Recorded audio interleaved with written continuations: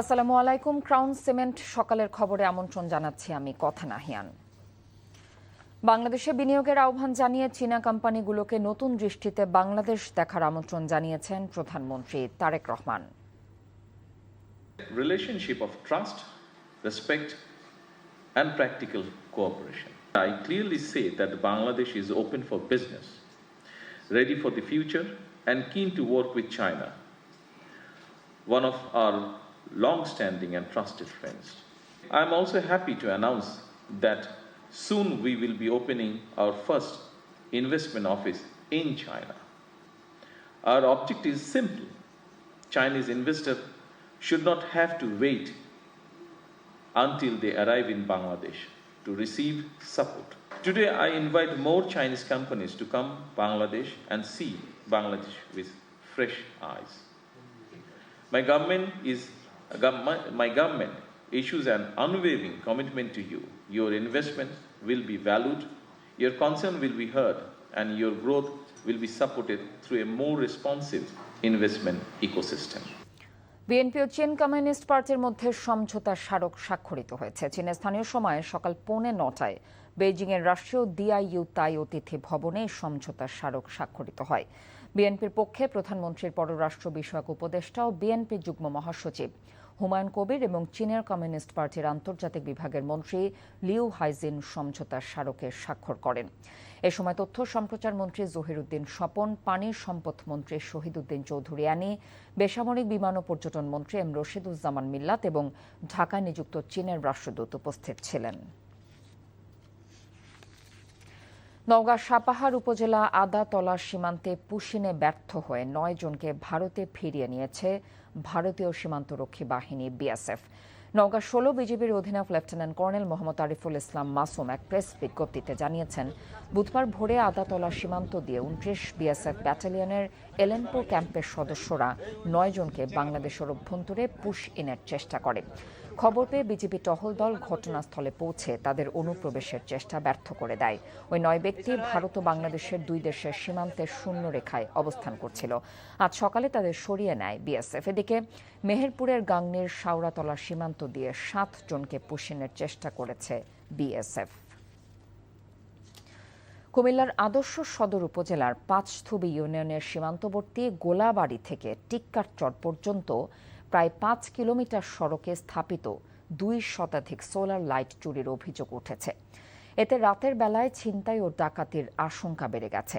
দ্রুত চুরি হওয়া লাইট উদ্ধার এবং পুনর্স্থাপনের পাশাপাশি কঠোর নজরদারির নিশ্চিতের দাবি করেছেন এলাকাবাসী। কুমিল্লা প্রতিনিধি মাহফুজ নান্টুর পাঠানো রিপোর্ট। 2023 সালে উপজেলা পরিষদের অর্থায়নে গোমতী নদীর বেড়িবাঁধ এলাকায় প্রায় 1 কোটি টাকা ব্যয়ে স্থাপন করা হয় প্রায় 5 শতাধিক সোলার লাইট। গোলাবাড়ি থেকে টিক্কারচর হয়ে পালপাড়া পর্যন্ত এই সড়কে আলোর ব্যবস্থা হওয়ায় রাতের বেলায় নিরাপদে চলাচলের সুযোগ পান পাঁচথুবি ইউনিয়নের কয়েকটি গ্রামের লক্ষাধিক মানুষ। কিন্তু সময়ের ব্যবধানে একের পর এক সোলার লাইট চুরি হয়ে গেছে।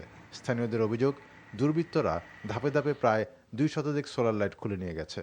কোথাও কোথাও লাইটের খুঁটিসহ তুলে নেওয়া হয়েছে। ফলে রাত নামলেই পুরো সড়কের বড় একটি অংশ অন্ধকারে ডুবে যায়। লাইটটি আসলে লাইটটি সব চোরারা লয়ে গেছে। আমরা খুব অসহায় বেজে আছি। এই চোর ডাকাতি বাড়ার সাথে সাথে আমাদের চলাফেরা করতেও খুব অসুবিধা হইতেছে। আমাদের জালুয়াপাড়াতে আমরা একটা চোর ধরছি, ধইরা তাকে জনগণ একটা ধোলাই দিয়ে ছেড়ে দিয়েছে। স্থানীয়রা বলছেন, সোলার লাইট চালু থাকাকালে রাতে চলাচল ছিল সহজ ও নিরাপদ, কিন্তু এখন অন্ধকারের সুযোগে চুরি, ছিনতাই ও ডাকাতির আশঙ্কা বেড়ে গেছে। বিশেষ করে নারী, শিক্ষার্থী ও কর্মজীবীদের ভোগান্তি সবচেয়ে বেশি। স্থানীয় জনপ্রতিনিধিদের দাবি, ভ্রাম্যমাণ মাদক সেবীরাই মূলত এসব সোলার লাইট চুরির সঙ্গে জড়িত। সোলার লাইটগুলো না থাকার কারণে মানুষ ভয়ের কারণে রাতে 7টার পর মনে রোডে বের হয় না, শুধু ছিনতাইকারীর কারণে। ছিনতাইকারী আর নেশা যারা করে, সেবনকারী, তারা কাউকে চিনে না। বিষয়টির গুরুত্ব বিবেচনায় নিয়ে প্রয়োজনীয় ব্যবস্থা গ্রহণের আশ্বাস দিয়েছেন কুমিল্লার জেলা প্রশাসক। এটি কেন হলো, কিভাবে হলো, এটি আমি একটু সংশ্লিষ্ট কর্তৃপক্ষ যারা আছে, যারা এই দায়িত্ব ছিল ম্যানেজমেন্টে, আমি তাদেরকে বলবো যে এটি যেন তারা যথাযথভাবে রক্ষণাবেক্ষণ করে। চুরি হওয়া সোলার লাইট উদ্ধার এবং ক্ষতিগ্রস্ত অংশ দ্রুত সংস্কারের দাবি জানিয়েছেন এলাকাবাসী। NTV news desk. 3 বছর পর ব্রাজিল জাতীয় দলে ফিরেছেন নেইমার। ইনজুরি ও দীর্ঘ বিরতির পর তার প্রত্যাবর্তন ঘিরে শুধু ব্রাজিলেই নয়, যুক্তরাষ্ট্রে অবস্থানরত সেলেসাও সমর্থকদের মধ্যেও বইছে উৎসবের আমেজ। যুক্তরাষ্ট্র থেকে ব্রাজিলিয়ান সমর্থকদের উচ্ছ্বাস নিয়ে কুশল ইয়াসিরের report.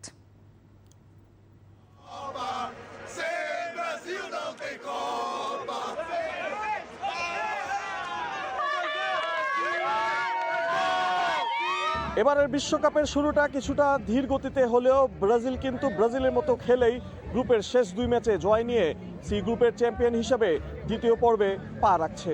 I'm so happy. I will be at Houston watching Brazil in person. Come on! So happy.